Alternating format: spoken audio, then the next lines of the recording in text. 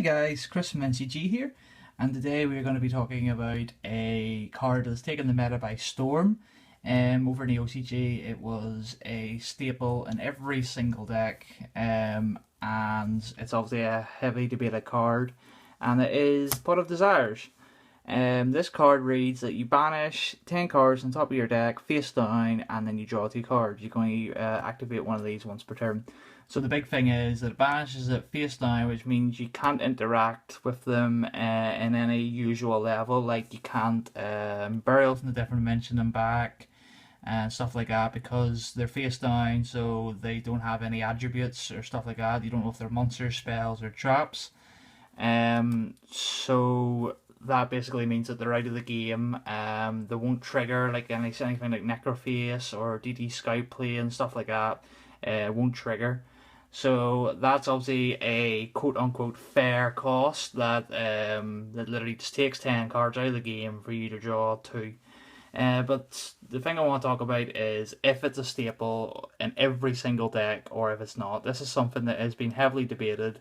A guy I know posted this on Zodiac Duelist, and literally it was such a divide in opinion, it was actually unreal. Before explaining what side of the fence I'm on, I'll sort of tell you the options that people were, or the opinions that people were talking about. Some people believe that this card's horrible and it should be played in anything. Some people said that it's okay in some decks, like FTK decks and stuff like that. There were people who said this should be played in most decks. And then finally it was some people said this should be played in every single deck bar the likes of Exodia, decks that you need literally 5 cards that you have to draw and there can't be anything else. I'm on the fence that this should be played in 99.9% of decks, and well, 90% of decks then, shall we say. Decks that can compensate the cost. First of all, I think if you are playing it, you should play absolutely a 3. I don't think that you're getting the most out of it if you play less. I think you'll see it less, resolve it less, obviously, so I don't really see the point in playing it at 2. Yeah, obviously you'll banish less cards, so you'll have more in your deck, but even still, I just don't see the point of playing less than 3. I'm going to talk about the decks that really shines in. Metal Foes is one of them. This is because the entire Metal Foe mechanic revolves around getting their key cards from their deck onto the field, like Metal Foes Fusion combination. And then obviously the main cards you play in Metal Foes are cards that trigger when they're destroyed, like Box of Friends or Ariadine. And then obviously you throw in Scout Monolith to make Infinity, because you go Scout, search Monolith, pop the Scouts, free up your scales, go off, Pendulum Summon. So stuff like that. So that really gets all your key cards out of your deck. It's got up to 6 Searchers and 3 Painful Decision and 3 Summoners Art. So obviously that's incredibly key.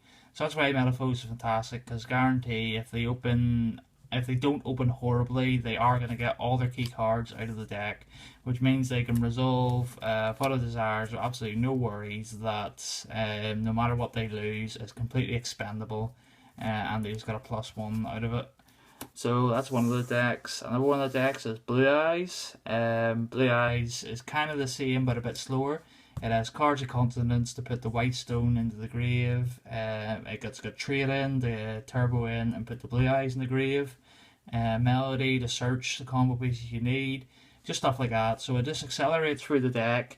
So that means when you do resolve the pot, outside of banishing every single remaining Blue Eyes card, they don't really care what cards are banished, because they've got the minimum requirement of cards that they need to play the game already in either the hand, field, or graveyard.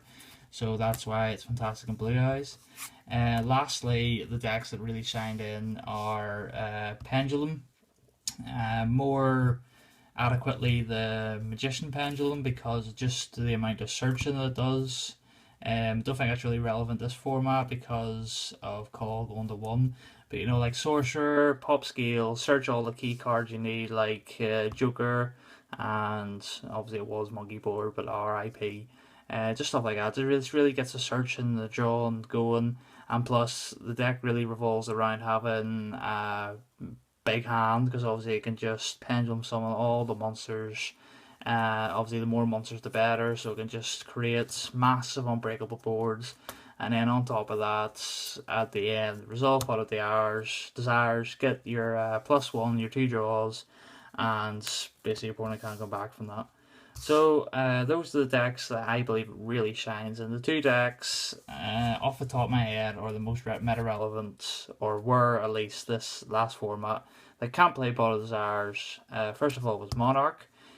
We obviously don't know if this deck's going to be competitive. Some person out there might think of this wacky synergistic combo that just flies Monarch all the way up to the top. But currently, from everyone's opinion, this deck is dead. This deck could not play Desires because it needed every single Monarch spell and trap as well as Monarch in the deck. So it could trigger effects, it could send the Monarch spell and trap cards off Erebus and Aether. It absolutely needed every single last one of them, so Pot of Desires was terrible.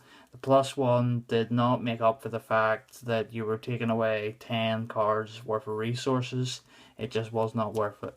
So Monarch, definitely. The card that was debated was BA and BA PK. That's the Phantom Knight version.